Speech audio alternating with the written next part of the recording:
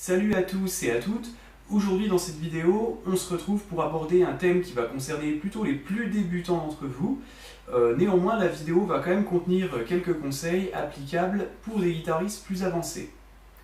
Aujourd'hui, le thème de cette vidéo va être très simple. On va tout simplement apprendre comment poser correctement un accord. Poser un accord, c'est souvent une source de problèmes pour les guitaristes débutants. En général, on rencontre toujours les mêmes difficultés. La première, ça va être de faire sonner clairement les notes, de ne pas avoir ce genre de son, voilà, de frise, d'avoir toutes les notes de l'accord qui soient claires. Et la deuxième grande épreuve, c'est d'arriver à poser tous les doigts au même moment, de façon à ensuite pouvoir enchaîner plus facilement les différents accords. Aujourd'hui, on ne va pas parler d'enchaînement d'accords, on va uniquement parler de positionnement des doigts.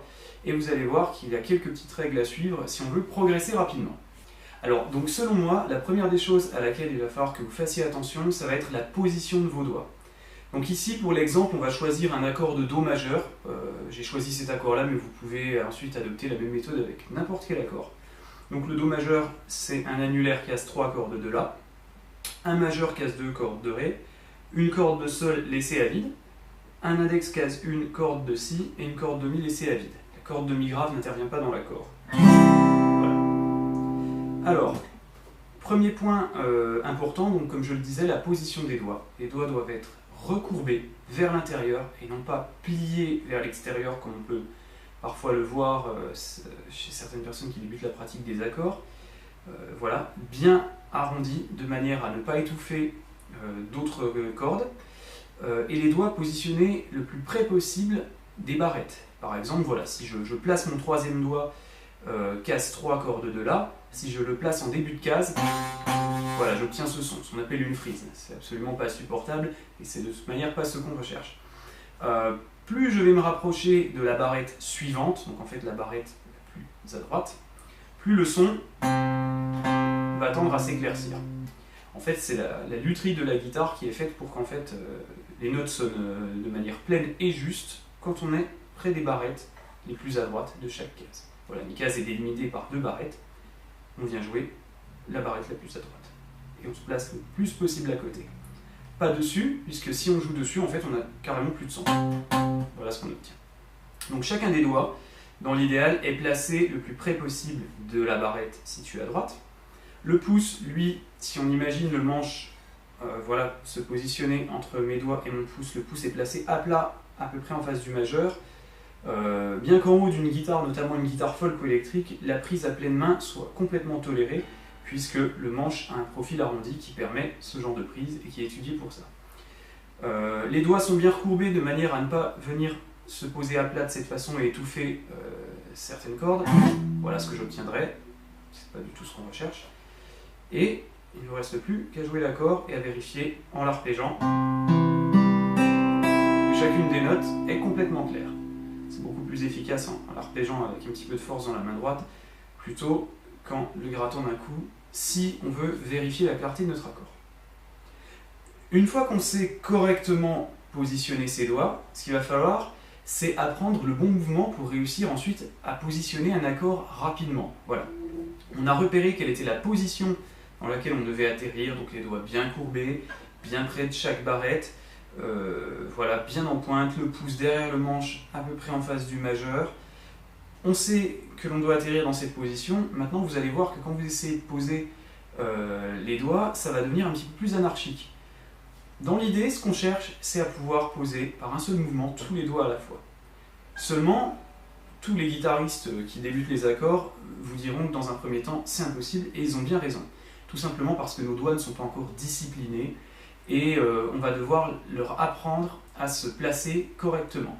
Voilà. Pour ça, on va faire appel à un principe, je sais pas, peut-être neurologique, qu'on appelle grossièrement la mémoire musculaire. Il me semble que ce n'est pas le terme exact, on va l'appeler comme ça parce que c'est assez imagé.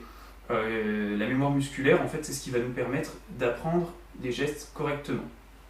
Voilà, donc pour parler un petit peu plus en profondeur de ce qu'est la mémoire musculaire et puis surtout en quoi elle intervient dans notre apprentissage de la guitare, c'est la mémoire musculaire, c'est la mémoire de tout ce qui concerne les gestes qui soient quotidiens, liés à votre métier, à des sports que vous avez pu apprendre dans la vie.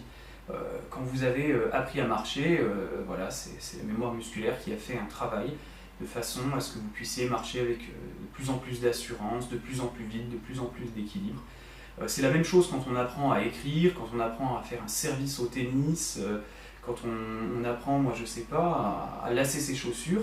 Plus on fait le geste, plus on l'automatise et plus on peut le reproduire vite. Voilà.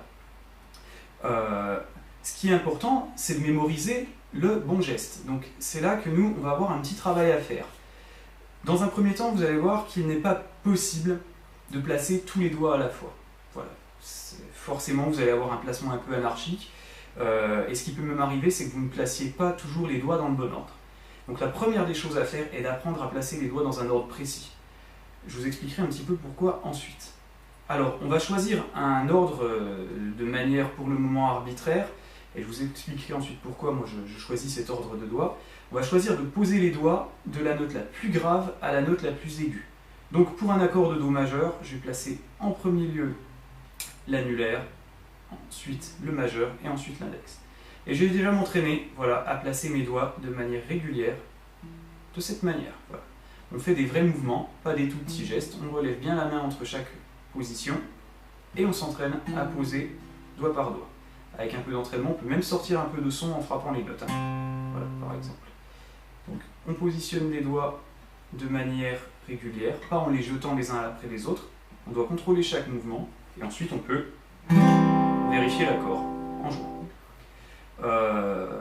N'hésitez pas, si vous avez du mal un petit peu à coordonner vos doigts, les poser à un rythme régulier, à compter par exemple 1, 2, 3 et 4 pour le gratter. Vous pouvez faire l'exercice ensuite de la manière suivante. 1, 2, 3, 4, 1, 2, 3, 4, etc. L'idée c'est que vos doigts arrivent les uns après les autres à une vitesse qui soit contrôlée et de la note la plus grave à la note la plus aiguë.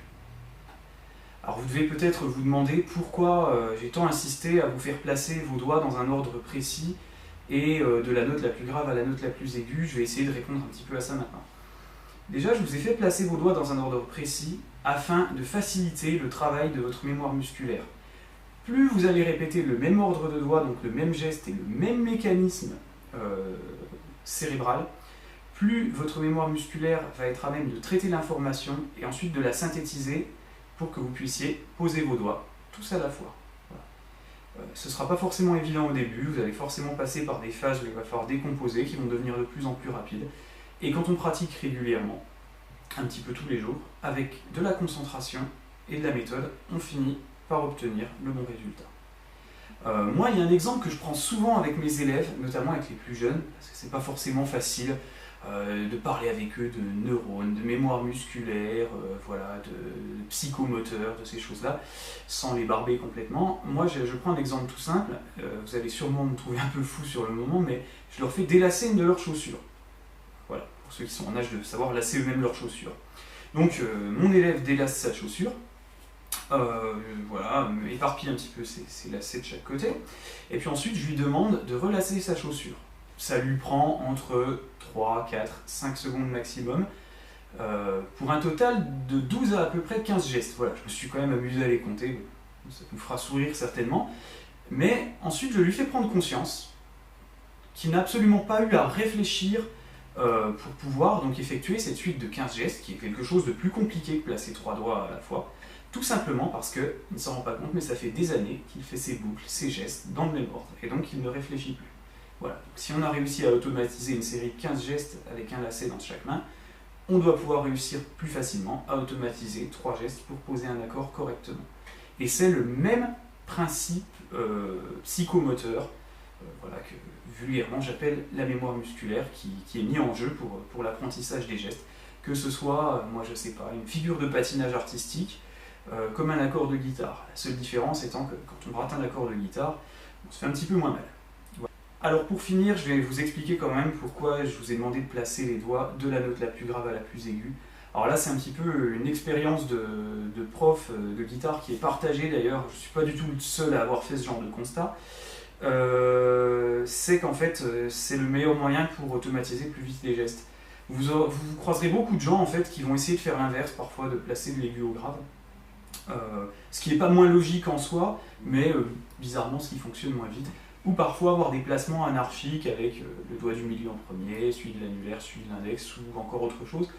Et parfois même des gens qui ne font pas 2 fois d'affilée la même chose. Donc ces gens-là, maintenant qu'on a compris pourquoi on devait répéter toujours les mêmes gestes, il va de soi qu'ils ont plus de difficultés à mémoriser leurs accords. Donc voilà, en fait, à chaque fois que vous vous trouvez face à un nouvel accord, avant même de chercher à l'enchaîner, à faire un motif, à jouer une rythmique par-dessus, essayez déjà d'apprendre à poser vos accords correctement. Voilà, que vous preniez un accord ouvert comme un accord barré, par exemple dans le cas d'un Fa majeur, où je vais placer mon index, suivi de l'annulaire, suivi de l'auriculaire, suivi du majeur, et vous verrez que petit à petit, notre cerveau amalgame un petit peu l'information, voilà, et nous sort un placement de doigts avec quasiment tous les doigts qui atterrissent de manière simultanée. Ça ne vient pas du jour au lendemain, il faut s'accrocher un petit peu, mais ça peut valoir le coup. Alors ce conseil il est valable pour les grands débutants, mais il est tout aussi valable pour les guitaristes beaucoup plus chevronnés qui souhaiteraient enrichir leur vocabulaire d'accords en apprenant des accords plus compliqués, plus enrichis.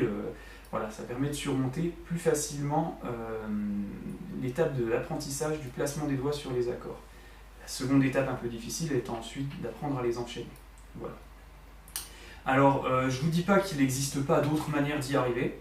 Moi, je vais vous avouer clairement, quand j'ai commencé la guitare, j'ai commencé avec une méthode sur papier, j'ai mis 3 ans à peu près avant de prendre des cours, et j'ai quand même réussi à placer des accords sans avoir du tout conscience de ces mécanismes-là. Et pourtant, j'y suis arrivé. Par contre, j'aurais bien aimé connaître une telle méthode pour pouvoir ensuite surmonter l'épreuve entre guillemets des accords beaucoup plus rapidement et pouvoir m'amuser plus rapidement.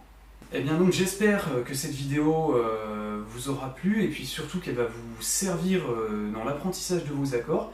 Si elle vous a plu, vous n'hésitez pas à vous abonner à la chaîne, à laisser un petit pouce vers le haut, c'est toujours sympa.